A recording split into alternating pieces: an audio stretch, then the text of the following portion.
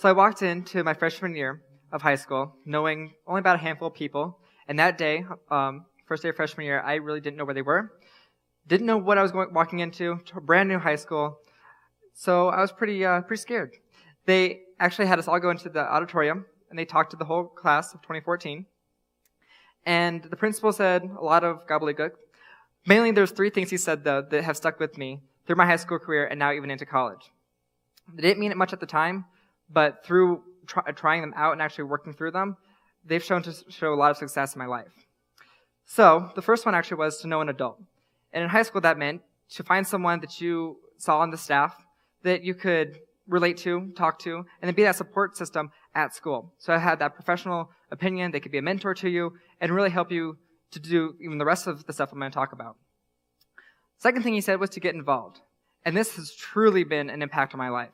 He meant to really get involved and do something within the school community. Be on a sports team, be in a group organization, be on a club.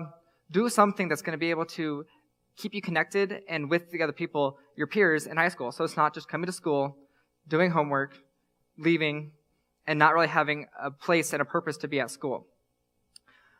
Then he said, set goals. And this one's extremely near and dear to my heart, not just because he said it, but because my mom has preached this to me throughout my life. I kind of categorize into 2 subcategories, short-term and long-term goals. Short-term goals are going to be those stepping stones that are measurable, and they're going to be able to get you to your final end long-term goal. They're going to be able to give you a quick reward and make sure that you're able to stay on track. Like reading a chapter book. You don't set out to just read the whole thing. You read chapter by chapter, and eventually you finish the book. Or like Will Smith said, you don't set out to build the biggest and greatest wall. You start by laying the brick that you're laying at that point in time, the best, most perfect way you can, and eventually you have the biggest and greatest wall. So that's kind of how I see all of life. Sad thing is, in the classrooms today, it's kind of a toxic environment. There's the teachers who are there to come and get a job, and they do that job, and they have to get from point A to point B within a certain amount of time. There's those ones that really care a lot and do a lot of goal definition within the students. There's those who don't. What do I mean by goal definition? Well, I mean by taking the kid aside, and they have to be there legally. So how are you going to make their time most valuable in that environment? Where are they going to get to? What is their point A and their point B?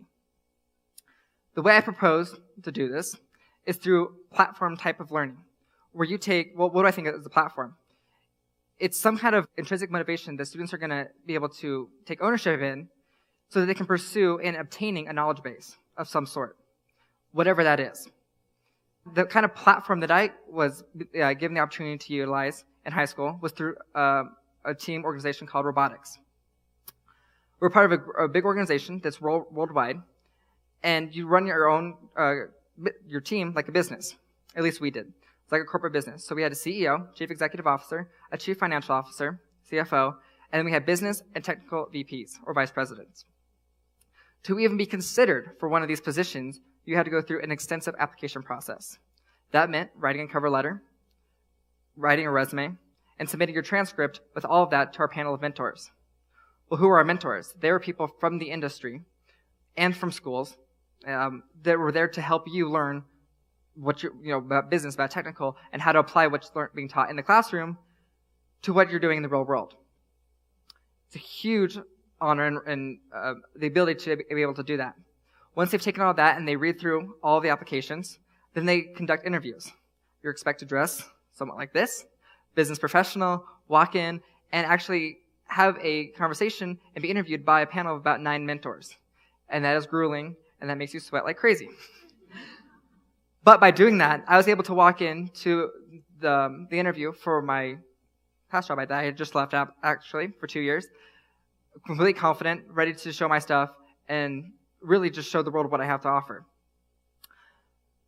Also, on the business side, we had to raise the $60,000 budget that we had to raise for just 1 year of being able to run our team. Well, the district didn't really support us in monetary because, well, we all know that funds are scarce. So how did we do that for now going on 7 years? Well, we actually had a finance team led by a student again, this is all student run, that would dress up like this, do cold calls, submit letters, and get appointments with sponsors, big Fortune 500 companies, small local companies, so that we can get our robot and our team in front of them, talk to them, explain what we do, and then obtain money from them. We had a pretty high success rate because having 14-year-olds, 15-year-olds walking into your business dressed up and knowing what they're talking about and being articulate about it tends to impress people pretty well. And that shows exactly what we do. We actually are having people going into the industries that they want to go into well prepared. So, how does what I said before tie into this? Well, networking has a big thing to do with business and getting into a job of any kind. So like I said, we have mentors from the industry, from our sponsors. They're coming in and talking to us and helping us work through problems, not giving us the answers, but teaching us how to learn and how to research and figure out the answers on our own, so that we can then apply that later on our own. Then we have our sponsors, which play a huge role in it, not only because they support us and give us monetary commitment that we need, but because that is then giving us a leg in to going into those companies, which actually to this day we have alumni from the team that are now into internships or even have paid positions in those companies. The other thing is we have each other. We have our own peers. We're all in this together. We're starting from point A, getting to point B, which is building a robot, and hopefully being successful at it. Then we get involved. Not only do we just take from the community, but we want to give back to it. Because of all the money that's been given to us, we feel like it's our duty and obligation to then give back. How do we do that? Well, we have demos that we do for students from 3 years old to even 64 people have driven our robot. In fact, to this day, the only person who has crashed our robot is our superintendent. Just saying. We also do fundraising support for other people. So we do our own fundraisers, but then we also contribute and do fundraising for others so that we're giving that money back to them.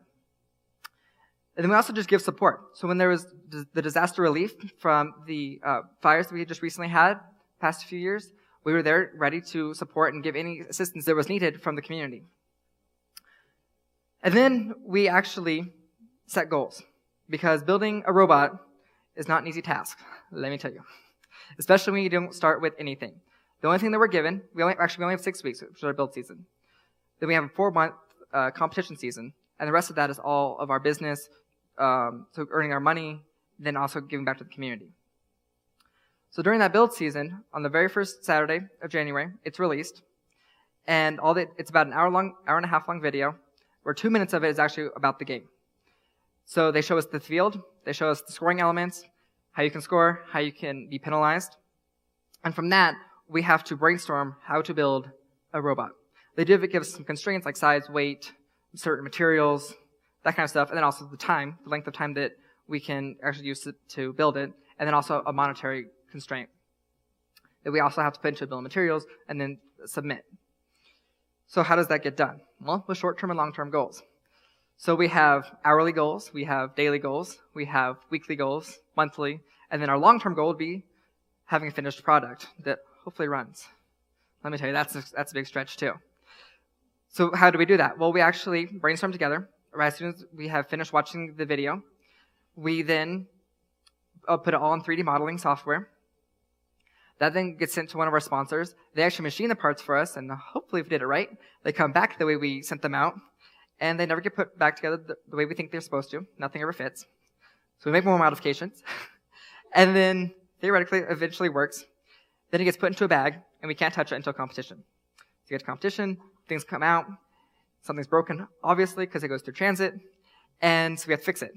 We only have a few competitions, and then it goes into quarterfinals, semifinals, and finals, and hopefully within those first matches, you can do well enough to then be picked by other teams. So everyone has their scouting team figured out, and they're watching every move you make.